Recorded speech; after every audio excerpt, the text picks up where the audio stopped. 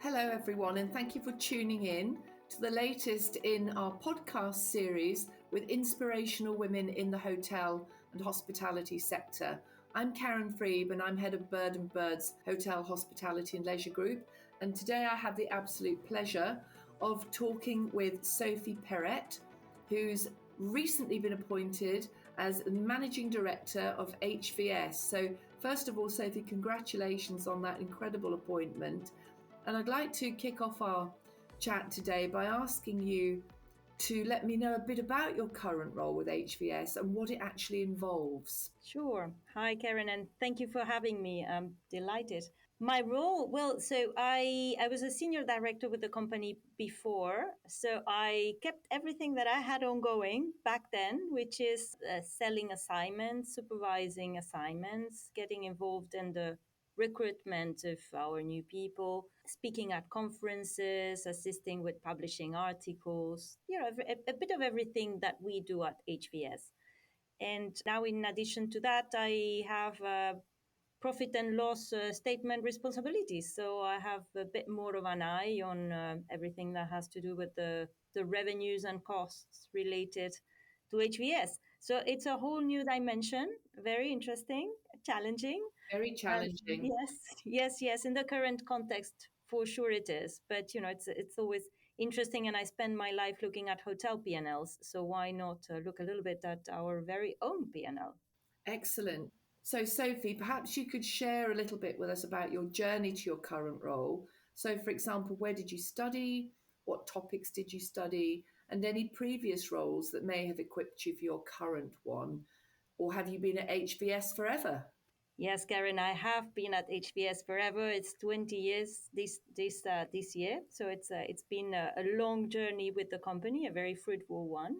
But it all started back in Argentina when I decided that studying hospitality management was a good starting point because I love traveling, and that just seemed an obvious place to go. That was into hotels. So after finishing those studies in Buenos Aires, I went on to work at the Intercontinental Hotel, which was being opened over there at the time. I worked in operations on the F&B department for a couple of years, and then still wanted to travel. So I went to France, I did a bit more operational work there, and then joined an MBA program with IMI, which was a joint venture at the time between ESSEC, École de Commerce, and Cornell University. And this was, I think, the EMI program and the sort of the financial background that it gave me prepared me very well for my position at HVS, because it just gave me all of that sort of background which I lacked before. And so I would say between that MBA, very focused on the finance side of things, and my operational background, it was a pretty good start. And in addition to that, and obviously it opened the doors for me to a network of people that I'm still very actively involved with, and which is the network that essentially brought me to HVS in the end. So, Sophie, that's a very intensive journey that you had, but it sounds as though it would have equipped you very well, particularly for the financial analysis that you have to do now, both within your new role at HVS and also in your analysis of hotel projects. But what would you say is the aspect of your job that you enjoyed most? Well, I would say I obviously love analysis, so I'm an analyst at heart. But I think as you evolve in this career, you get increasingly exposed to a wider pool of people, and that today, for example, I will speak to hotel owners, bankers, different investors, operators, all sorts of different people that have a stake maybe or an interest in this space. And that for me is the most interesting thing, because they're all interested in hotels, but they have a slightly different angle. And each one of them is kind of looking at their particular interest, or, yes, the thing that they bring to the hotel space. And so I think I love to put all the bits together. It's just hearing the stories from the one and the other and just connecting the dots, and just trying to make sense of all of it is really quite fascinating. It is a fascinating sector, and I'm sure you wouldn't want to say whether you prefer advising owners, operators, or investors. You love them all, I would have thought. I do look. It's always it's the human aspect of it as well. Is that every person or in every company they have their own angle, their way of doing things. So it's everything is a learning curve. Is learning to deal with different people who have different pace of working, different requirements, different ways of communicating. It's a perpetual learning curve. And just moving on slightly, what do you see as the key challenges for women who want to secure meaningful business roles in the hotel sector? I think for me, probably the biggest challenge of them all is, how to balance your personal life expectations. As we women, for the most part, probably want to have children, and so how do you have a fulfilled life from that perspective, whatever you mean it to be, whilst at the same time being happy or feeling that you have realized from a professional perspective everything that you aspire to when you graduated or when you were a teenager. So I think that balance there definitely is challenging because of the children aspect, I would say, really. And for us to feel that we have fulfilled our roles as mothers and caregivers to these young people, whilst at the same time looking after our own careers. I think for me this is a very salient challenge. And that's especially the case if you have to travel. I know when my children were small, I was always very loath to leave them, but you were also under pressure from the business to go to America, to go to Singapore, to meet colleagues. And I personally found that very difficult at the time. I agree. Look, I've always been in a situation as well where travel is just part of the work. And well, just to come back to the very initial question that you asked me, I do love to travel. So it's one of those things where this is why I do what I do. Um, it's just, I think, for us women, we need to be realistic as well as to how much we can achieve in these different aspects of our lives, and just make sure that we are not overly ambitious. That's not the word, but it's that we don't have unrealistic expectations in terms of what we are going to achieve on the private life and on the business life, and be happy that we can somehow balance that. And we're not going to be the perfect mothers, and we're not going to be 100% dedicated to work either. And there's just going to be that space in between where we need to be comfortable and happy that we're doing the best that we can in the two sides of the coin.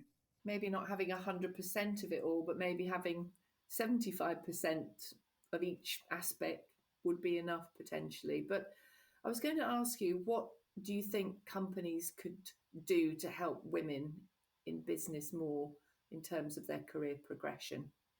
So, look, I think something that we have inherited from the pandemic, which is very positive, is this flexibility around working remote and just having more part time accommodations, and just realizing that you don't have to be every day at the office from 9 to 5 or whatever might be the case, is that we all can work around different schedules. And we've been talking about this, Karen, for such a Mm. long time, but I think it needed the pandemic for some people to realize that, okay, we can do this. It works. And you just have to hand that responsibility over to that person who wants the flexibility to be able to work around their private lives as well. And I think that's a very positive development. I think that's right, Sophie. Just prior to the pandemic, even if you asked women or even men what was their biggest aspiration or what do they think could most be improved at work, it would be, I'd like to have the ability to work flexibly. And suddenly the pandemic brought this in with a great rush and a great acceleration. So yeah, it's helped tremendously. And of course, we're now looking at the different end of the situation, aren't we? Where some of us don't feel that people are in the office enough, or that we have too much flexible working. But that's a different story, probably. And do you feel that women embarking on a career in the hotel sector have sufficient access to things like mentoring and even support and training from senior leaders? Is that something that you yourself were able to benefit from? I think this probably is a different story in every company, I suspect. And I think that maybe larger organizations are more structured and in their approach to mentoring and training and all sorts of other things, which in the end of the day, that takes up resources, and you need to be organized to put it in place and just follow up to make sure that there's a consistent behavior in that aspect. And so I think smaller companies might be a little bit more challenging in structuring these things. At the same time, the advantage on a smaller company is that there's probably an open door policy, and so you have that flexibility and a lot less steps to go up to the right person if you wanted to ask questions. I think there's pros and cons. The small company probably makes people more available to that person who's seeking advice, maybe also struggles a little bit more to structure a mentorship program around that new person.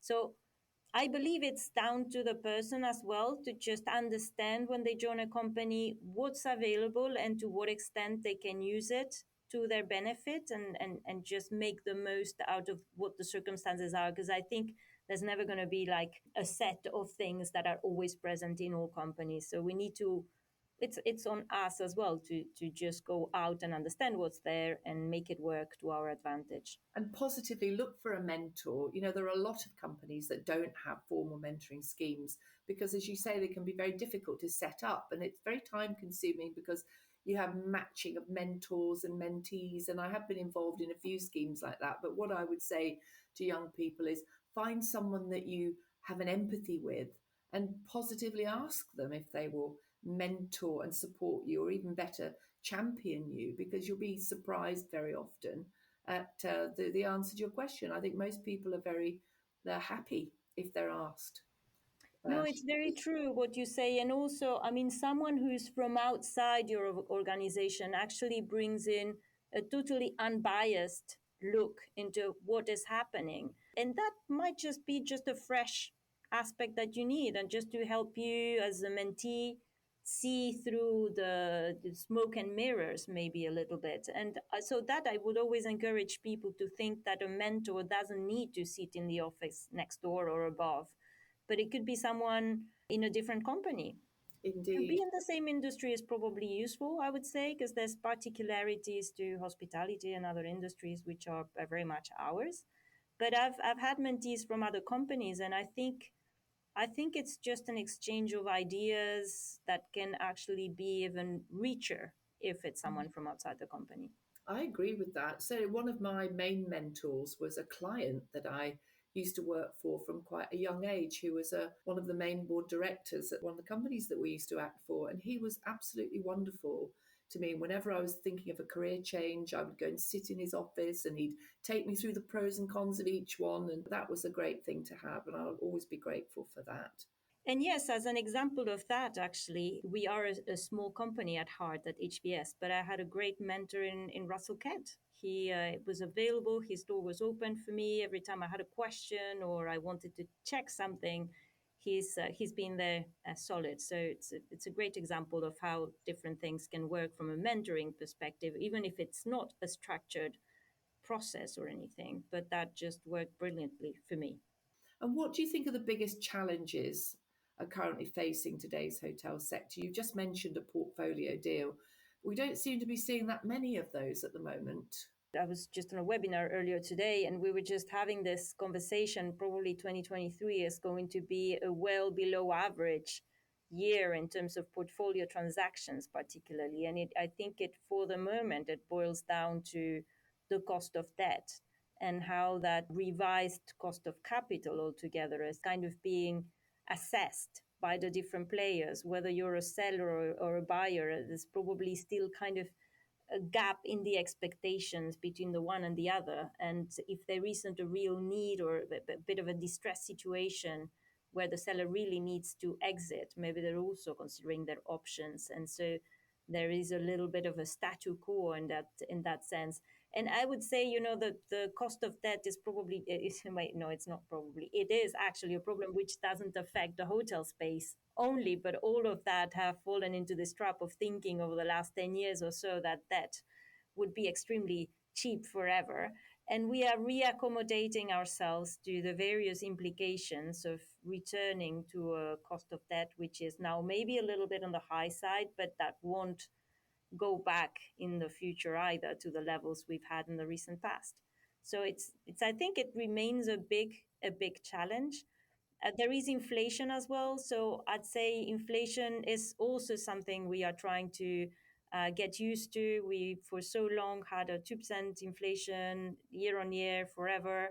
And now we need to be thinking about where does the room rate need to go in terms of offsetting the payroll increases, the cost of goods, etc., the utility bills and what have you.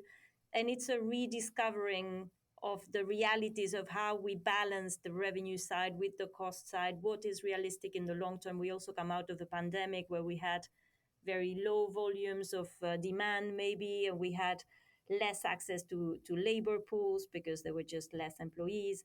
So we're also kind of rebuilding our payroll structures, etc. So many challenges at the moment, lots of opportunities, and obviously demand has been very keen, and the room rates they are paying are extraordinary actually. So it's a combination of things. It's very much kind of a moving target. It's a very fluid space, I would say. Yeah. Very much so. And you're obviously in great demand for work. You've achieved this wonderful role within your company, managing director, which is an incredible achievement. And you're very much in demand on the speaker circuit. So, what would your really top few tips be for a young woman who wanted to embark on a similar career to yours? I would say probably the main thing is the passion for the industry because it's still tough and it's lots of work. But if you feel this passion, then obviously that's a big driver, I think, in just getting you there, getting you motivated every day, just wanting to discover more, do more. I would think that patience is another important thing. It's hard building a career, and there's going to be plenty of times when things just don't work out in the way that you would have wanted to. You feel frustrated, tired, disappointed. But you have to persevere and just be patient. I think the way life goes is that things don't always go well. They sometimes you need to go backwards a little bit so that you can then propel yourself forward. So, I mean, in patience, I say it, laughing a little bit inside of me because I'm not the most patient person. So obviously, you learn with age. Maybe you're tenacious, though, Sophie, and resilient.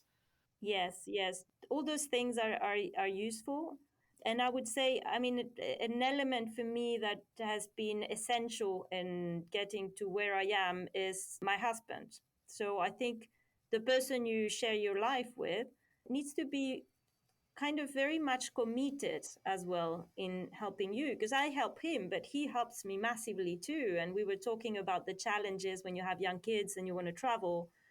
Well, he was there and he was staying with the kids. So, in my mind, that was tremendous peace of mind because I knew that I was going away, but my kids were in the best possible hands.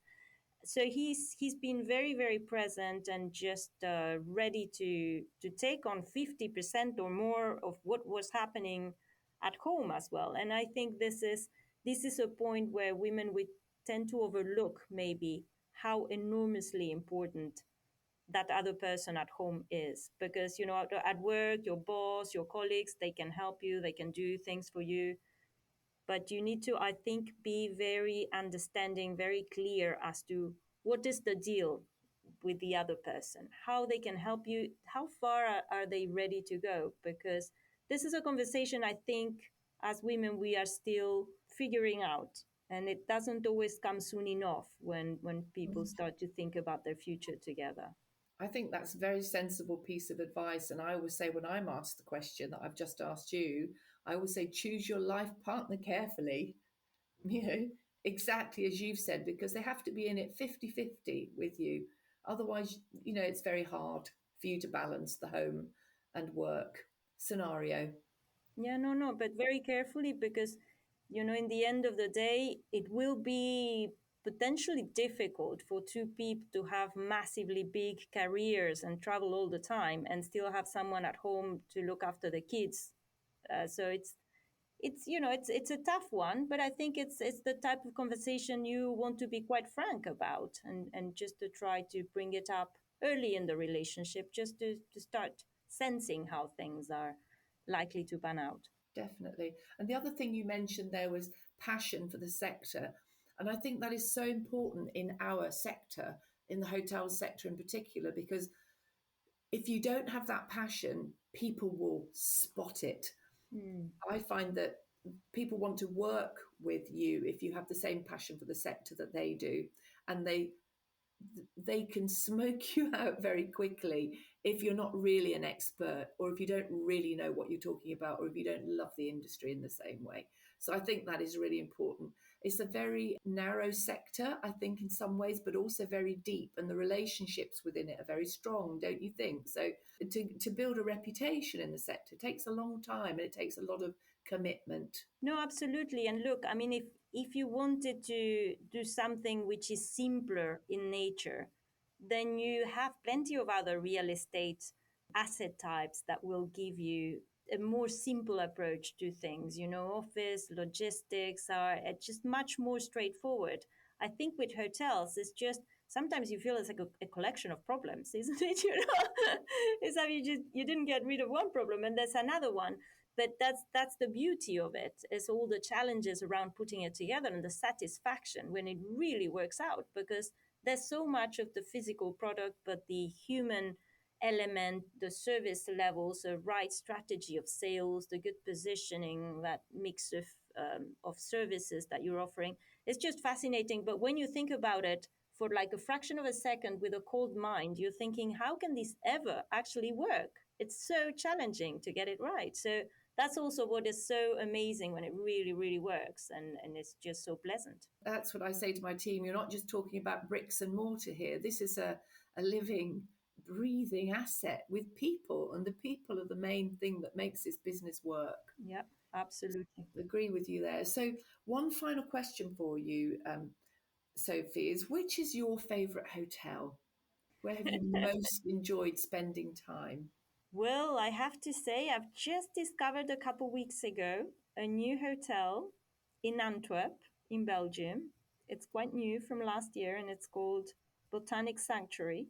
And I thought it's wonderful. It's an unexpected location for a project which is quite luxury in its offering, but they have really managed to create an urban resort.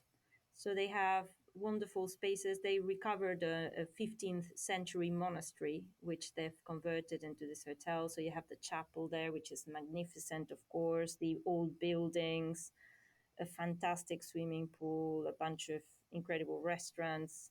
It does feel like you could spend 3 or 4 days on a holiday in the city center of Antwerp. So it's a quite unique proposition, but I thought it's a brilliant asset. Sounds amazing. It's not a hotel where you have to leave your mobile phone at the door, is it, and go for a digital detox?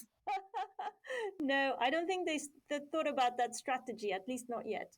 Yeah, there are hotels, quite a few of them now, who are offering that, aren't they? Which probably isn't a bad idea for some of us. But anyway, Sophie, that's very kind of you to take the time to speak with me today. You've given us lots of interesting tips and lots of thoughts. So thank you very much. Sophie Perret, Managing Director of HVS. And that's the end of our podcast for today. So please listen out for the next one. We've got some other amazing women ready and waiting to share their thoughts with you over the next few months. Thank you.